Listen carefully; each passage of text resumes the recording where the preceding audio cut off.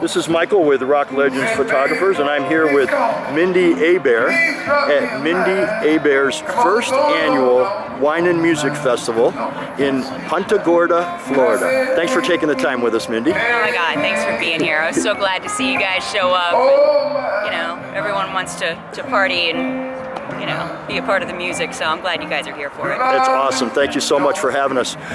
First question I have for you is, how long have you been a professional musician?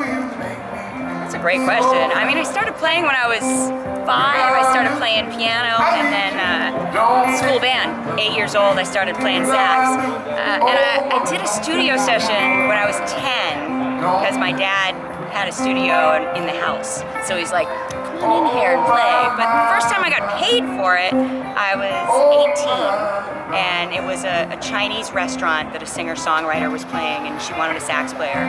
She paid me $50. And I kept the check, I kept a copy of the check, because I just thought, it's my first gig. Excellent. And you've played all over the world, I imagine? We've played everywhere. We go everywhere. China, Japan, Europe, but mostly the US. We're mostly here. What is your favorite venue to play in and why? You know what? I love being home. I was born and raised in Florida, St. Petersburg. And I love being home. I love the atmosphere. I love the sun, you know. So we just played Clearwater Jazz Holiday. That was a place that as a kid I would go to and watch the bands. And I just thought maybe one day I'll play there. So I love playing there. But I have to say, this is pretty awesome. When you put on your own festival, there's something about the ownership of it, that your friends are there and your friends are playing. And so this has to trump it all, I gotta say. I would think so. And you know, a lot of artists never get that chance. Yeah, I think that it's not an easy thing to do, to put something like this together, but what a beautiful thing to, you know, look out at the sun and the water and, you know, watch Kev Mo do his thing, and Dumpster Funk and Greg Billings Band. I mean, yeah, I'm soaking it in. I'm a happy camper too. It's real good. Living or dead, if you could jam with one person, who would that be? Dead. You know what? Always my bucket list was the Stones and Springsteen.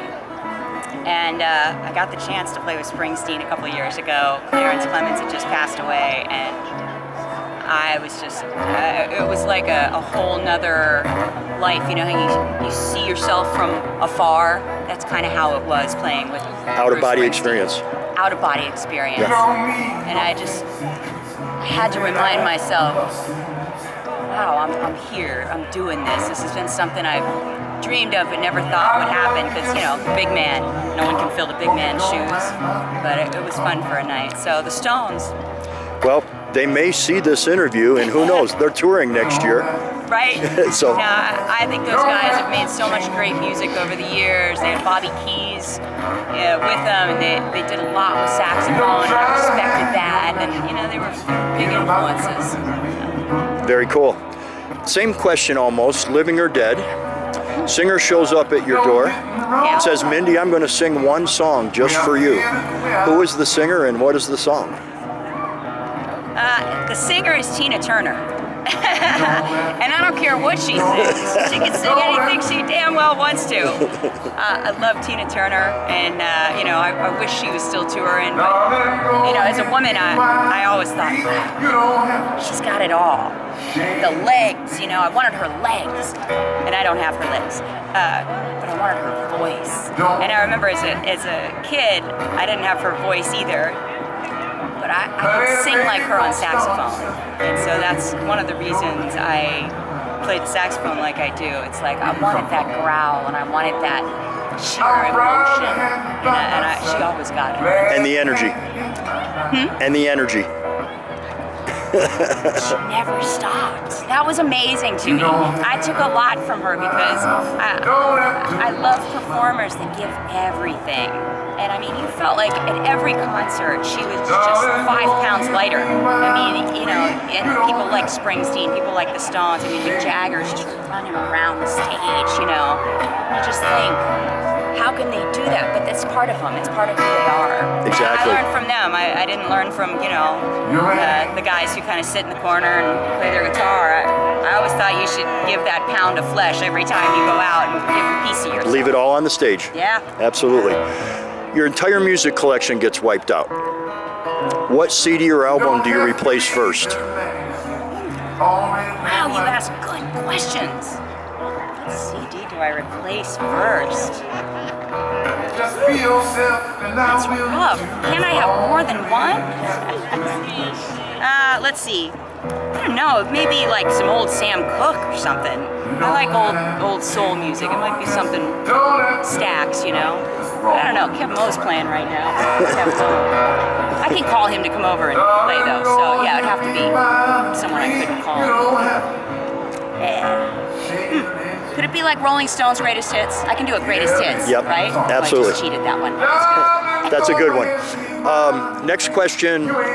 Young saxophonist wants to break into the industry and says, Mindy, what advice would you give to me? You know what? I think go be yourself. You know, when I was in school, a lot of the sax players sounded alike. You know, and a lot of them were jazz. My first year of college, most of the people were straight-ahead jazz players, and I wasn't, and I felt like a real kind of fish out of water.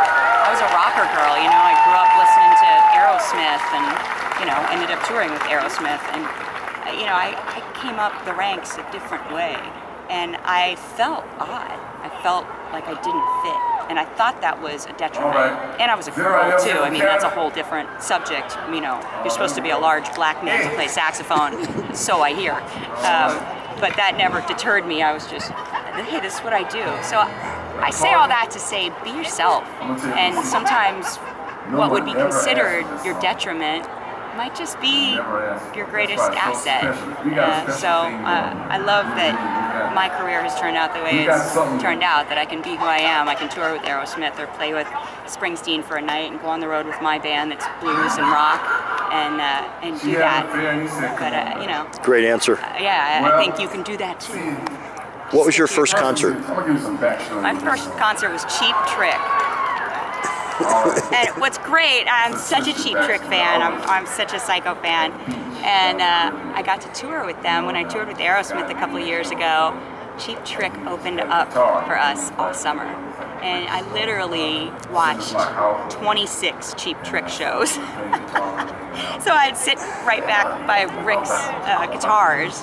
And so, you know, every time he'd switch guitars, he'd be there, he'd flick a couple picks at me. And I love those guys. Robin Zander lives just up the road here, so maybe I can get him to come to one of my festivals in the coming years. But Robin Zander lives there, and Joe and Billy Perry live just up the street too. So it's fun. We got some rock and roll down here. But Florida has a lot more rock and roll than people realize.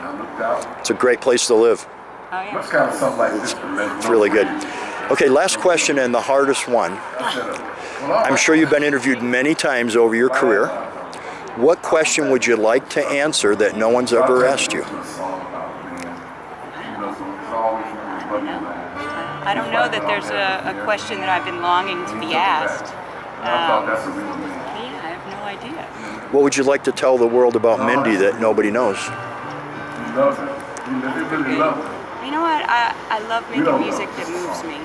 And I always hope that my fans go along with that. It's like I want them to come to our shows and be moved, you know, with joy and with some rock and roll and, you know, with music that's from the heart. You know, I always try to write songs that are meaningful to me, or play songs, you know, write and sing songs that I think say something about me or the band or something I see in the world. So I hope that people want that too, that come to our shows.